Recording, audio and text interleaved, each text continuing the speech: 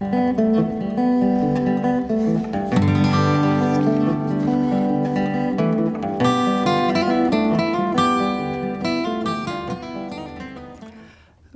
to Exploring Santa Cruz, a bi-weekly program on KSKD 89.5, 89.7, and 90.7 FM.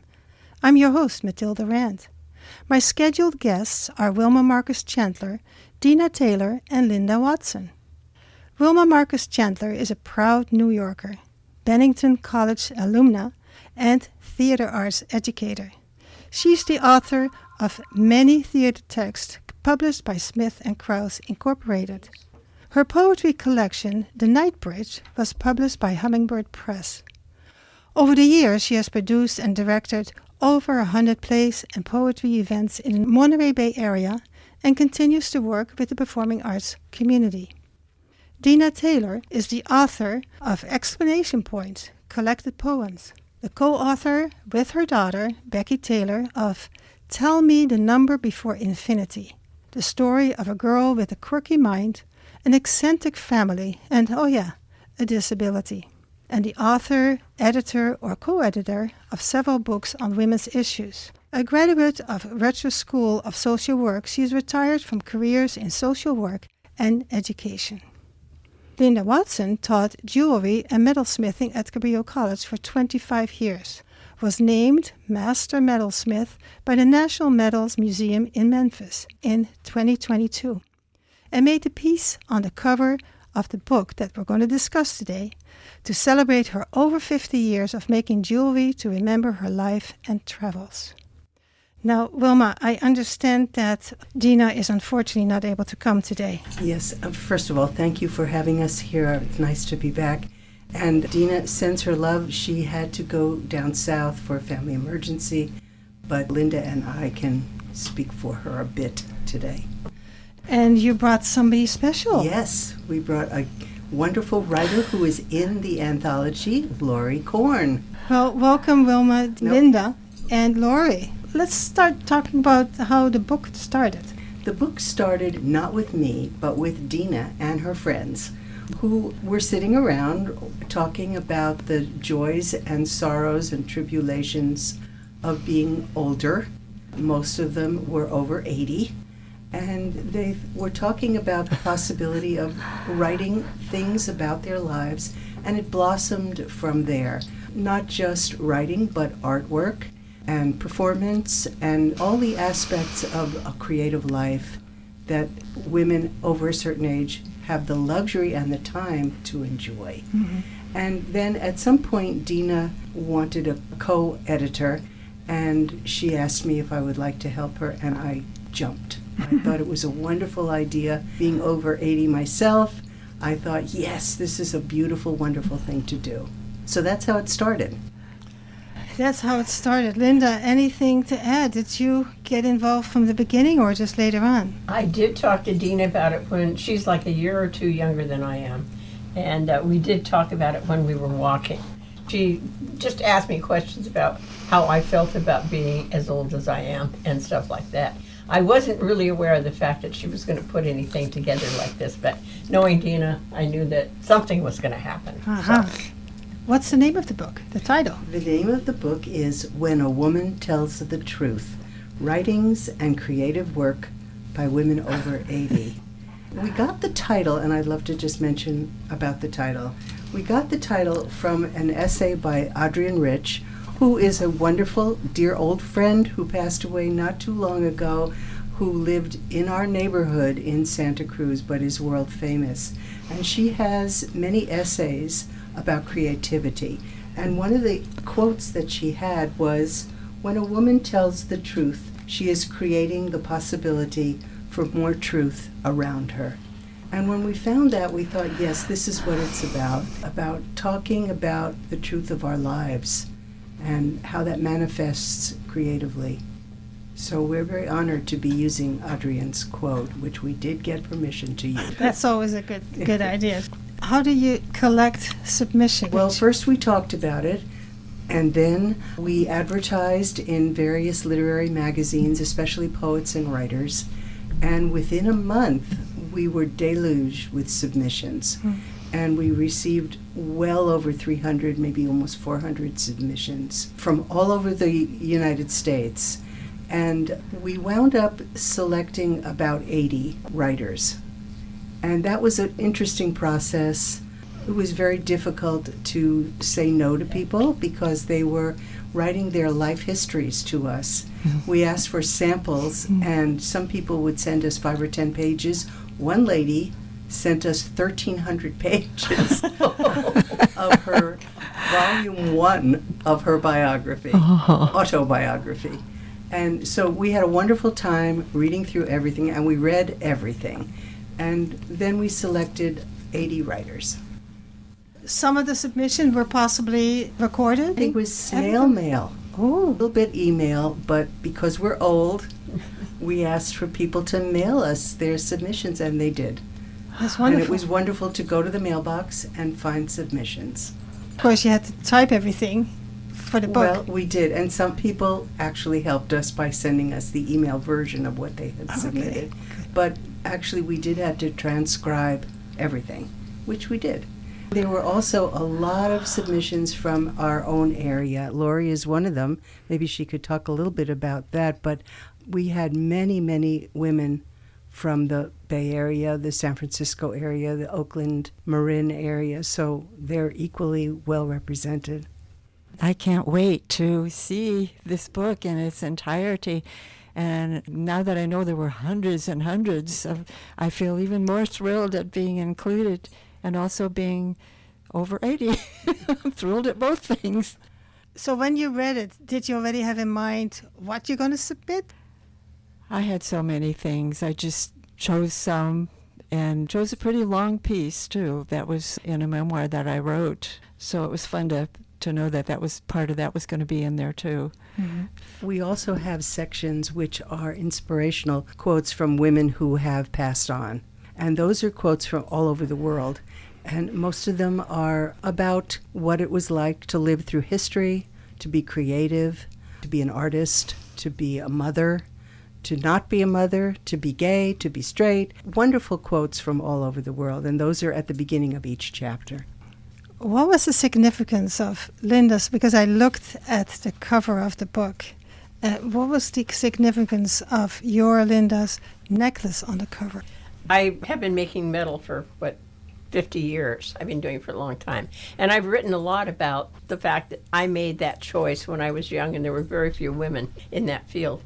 And so I started doing work about my life, about my travels, about my relationships, about all kinds of things. And all of my work through the years has been about my life. It's like a visual diary, basically. When I got that award, which is they do one person nationally for that award, I thought what I need to do is to do something that celebrates each one of those pieces that I have done. And so each one of the drawings on that neck piece celebrates one of the pieces that I've done, starting in about 1965, 67, something like that, when I was in graduate school. That's fascinating. Gosh. Yeah, so that's what that's about. Wilma, I bet you have something from the book that you want to share with the I wanted listeners. to read something that Lynda wrote. Ooh. I don't know if Lynda, would you like to just read it yourself? You can read it. I'll read it, okay, because it's just so beautiful. She says in one part of her essay, "My work, regardless of media, is about my life. Good times, bad times, new experiences, travel, adventure, friendships, and celebrations. All of these are attached to places in my memory themselves, and those places suggest images, shapes, and surfaces that manifest themselves in my work. From Burma to Turkey to my own backyard, life happens in places." I just think that's so beautiful. It sounds like a worked on poet. that for a number of years. That's the statement that I use when I talk about my work, or when I write about my work. Very poetic, yeah. I'd like you to read maybe something else from the book. I want to give the listeners a taste of what it is about. Well, I picked a couple of pieces that are from local writers, and, it runs the gamut. First, I would like to say that the material we received was everything from funny to complaining about aches and pains to wonder and majesty and transformation and starting a whole new chapter of life, and also about grief and despair and loneliness. So we had a huge variety of things to choose from. So I'm going to read one from a local writer who wrote something very sweet and funny, and that's Jill Ginghofer, who is 85. She's a local celebrity in Santa Cruz. Many people do know and love Jill. And this is her poem called Determining My Lifespan at 85. A 2 for the price of 1 sale. 2 huge bottles of Dove shampoo. Once home, I find I already have 1 in use, another one waiting in storage. It takes me a year to get through 1 bottle. Now, I'm going to have to live at least 3.5 more years, which pleases me immensely, and I refuse to consider any of my heirs who might have benefited from 3.5 bottles of Dove shampoo. Oh, I just think that's a very sweet metaphor. It is interesting when I'm not 80 yet, but when I get there, I know I have in my closet how many tubes of paste and dishwashing soap and all that, because I don't want to run out. But at some point, you got to think about how much more am I going to need? Yes. She brings that to us, and Yes. even though it's funny, it's also very practical. Do you become more practical in your 80s? Oh, I'm going to let Lynda and Laurie talk about that. yeah, you start getting rid of a lot of things. That's for sure. We're trying to anyway. Yeah, I'm definitely trying to. Oh, but then I just went to Costco, and that's the opposite. My dad never let my mom buy green bananas at a certain, because he just thought that he would never live long enough for them to ripen. I remember my mother when she had cancer and she knew she didn't have much time left, and we were shopping one day and she saw this beautiful jacket and she said, no, I can't get it. And I knew exactly what she was thinking. I never forgot that. It's interesting. Yeah, practical. First, I'm going to tell the listeners that they're listening to Exploring Santa Cruz. My name is Mathilde Rand, and my guests are Wilma Chandler, Lynda Watson, and Laurie Corn. And they're all talking about the wonderful book, which is called When a Woman Tells the Truth. You know, I would like to talk about the different categories in the book. We really had to plow through so many topics and so many categories, and we wound up with these 6 categories. How it is right now is the first one. The next one is the wide world. After that, it's what does inspire us, what inspires. After that, it's nature and the political world, both of those. There's a lot about nature, and there's also a lot about political activism, because now that many women are retired, they have time to really stand up for what they didn't have time for before, and to go out and speak up about political issues, probably now more important than ever. Yes. And then other categories are how I got here, which is about the journey up to the 80s, and the circle of life, the body and sexuality, romance, love. And so many people spoke about love in later years, which is a beautiful thing, too. That was one of the things that I was thinking about. How did you come up with the titles? Obviously, there was a lot of sorting. What about the order of the categories? We started with the present, how it is right now, and we ended with what we aspire to and how we glimpse death. Death is with us all the time. What's the vantage point? What's the viewpoint? How do we embrace it or fight it? Yeah. Especially if we are ill. And so there's a lot in between. Yeah. Losing a loved one, taking care of a loved one, many topics like that. Was there an apparent or recurring theme that you discovered among the submissions? No. One theme that we weeded out right away was, as we say in Jewish, kvetching. Oh, yeah. Oy. Yes. A lot about aches and pains, about what medicines I'm taking, what doctor's appointments I have next, We saved a few, and there were many that were poignant, but a lot of them we just couldn't use. There's so many about paying close attention to what's painful right now, what isn't working, what you're losing.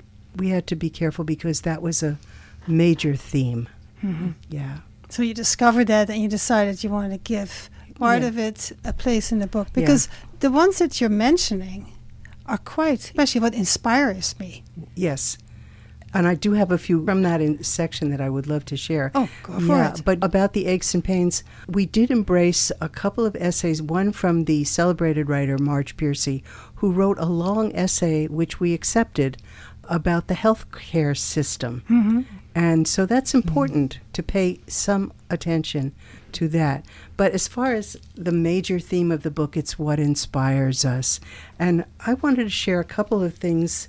One by Tilly Olson, who was the beloved mother of Julie Olson Edwards, who was a colleague of Lynda's and mine at Cabrillo. Tilly Olson, who was a feminist writer and activist, wrote, "Every woman who writes is a survivor." And I think that's very pertinent. Yeah. Georgia O'Keeffe wrote, "When I found the beautiful white bones on the desert, I picked them up and took them home. I have used these things to say what is to me the wideness and wonder of the world as I live in it." And it's things like that that we try to incorporate. What inspires women now as they get older? What is the world offering, and what are you still offering to the world? Mm-hmm. That last part, what did women say about what they still have to offer to the world? Yeah. Anything that stands out, or anything that Lynda and Laurie would like to say? Can I quote one more? Absolutely. Agnes DeMille, one of my heroes, American dancer and choreographer who died in 1993 at a very old age. "To dance is to be out of yourself, larger, more beautiful, more powerful. This is power. It is glory on earth, and it is yours for the taking." And I do think that's the message. I think as we are older women, we have the world is still offered to us, even though sometimes we don't realize it. You know, it could be closed down, but it could also be opened up. And so I think one of the major themes of the material that we found is how the world opens up. That's what I hear you talk about, and that's what really hits me in my heart. Thank you. What inspires me, and what can I do in my 80s? I have something to look forward to being in my 80s. I think both Lynda and Laurie and Dena, too, have written beautifully about the struggles.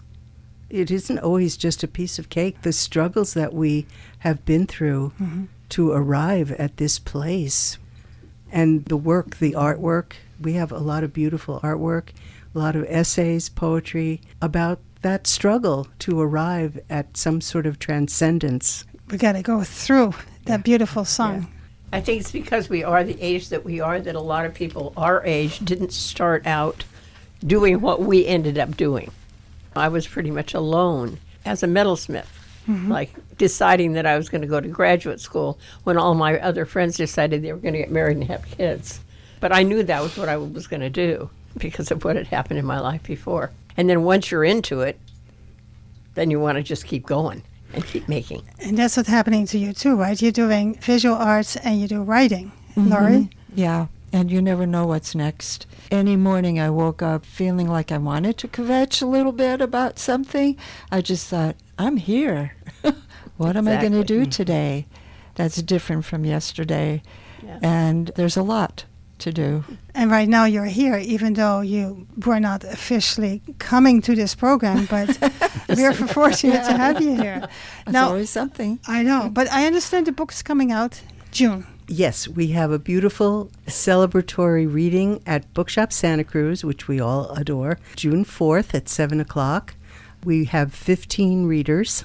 Each reader will have about 3 to 4 minutes to read either a poem or a very short excerpt from their work, plus a book signing, and we get to mingle. And Lookout has decided to give us a little celebratory party at the bookstore. Nice. So that's lovely, and we're very grateful to Bookshop Santa Cruz We also have a book reading in Berkeley, and we're trying now for New York and Santa Fe and various other places where many of the writers live. Right. Yeah. But I also wanted to just mention that we will be honoring many of the writers who have passed on who lived in our area. And we will be reading some of the work of Patricia Grube and Maud Meehan and Hermie Medley and various other people who have been part of this literary and artistic community for so many decades and who are no longer with us, some who have passed just this year. Mm-hmm. So we're very honored to be able to do that as well. Maybe expect a sequel? No. Women in their 90s. 90 over 90? I don't think so. Who knows? I don't know. At the celebration, will some of the artwork be presented there too? Lynda, could you speak to that? I'm planning on wearing the neck piece that is on the cover of the book. Wearing nothing else, just the neck. Something very large and black underneath it. We also have Fereshte Fatemi, who is a beautiful jewelry maker, and she will be at the reading as well, and hopefully she will bring some of her work with you. Wonderful, wonderful. Maybe listeners might be interested in hearing more about your previous books. Wilma, where are your books available? Oh, gosh. Hopefully Amazon, hopefully at the Drama Bookshop. Most of them are theater arts books, and I'm very proud of that, but they are from another part of my life. And so most of the books that I've written about theater arts are at the Drama Bookstore in New York or online at Smith & Krauss, Inc., or at Amazon. And then the poetry book I was very happy to be included in the Hummingbird Press Poetry Collective, and those books are available through Hummingbird Press or through Amazon or through the bookstores. Yes. Yeah. Even though Dena's not here, we may want to mention that her website is Dena Taylor Books, DenaTaylor books.com. And of course, her books are available through Bookshop Santa Cruz and Two Birds Books. You can reach her at denataylor22@gmail.com. Lynda, any way people can contact you if they're desiring that? Well, my work is around. There's going to be some work down in Watsonville, as a matter of fact, but most of the work I show is out there. LA County Museum just bought a piece from me. Oh, nice. So, yeah, for their permanent collection. That was nice. Some final thoughts or final piece from the book? I would love to end with a poem by a beloved poet who passed away very recently, Bernice Rendrick. And I think her poem would be a lovely way to conclude this discussion. Shall I read it? Please. Okay. It's called Rubbings, Bernice Rendrick. At first light, I rub the pale inside of my elbow in a small effort to continue the flow of blood that makes my life go on, though with a little less force downstream. The light is brighter in the slits of the blind, like eyes unbandaged, to see this room again where I wake to the batik curtain and the black Rose Gonzalez pot from Santa Fe that my husband gave me one anniversary. Memory rubs the inner lip, illuminates the deep carving which cuts a wound that breaks open, and I must relive the hospital's phone call at dawn on his death day. But this vessel heals even as it hurts, so dark and squat with its hard finish. And I think that's a beautiful way to embrace both the beauty and the inevitability of being an older person. And I hope our book embraces that. Again, June 4th at 7 p.m. at Bookshop Santa Cruz. Bookshop Santa Cruz. There'll be 15 readers, and we just barely touched on a few of the things in your book. So thank you, Lynda. Thank you, Laurie. Thank you, Wilma, for being here. And I'll bet you I'm going to be there on June 4th. Thank you. Yeah, thanks. Okay. This was Exploring Santa Cruz, and we'll see you again in 2 weeks.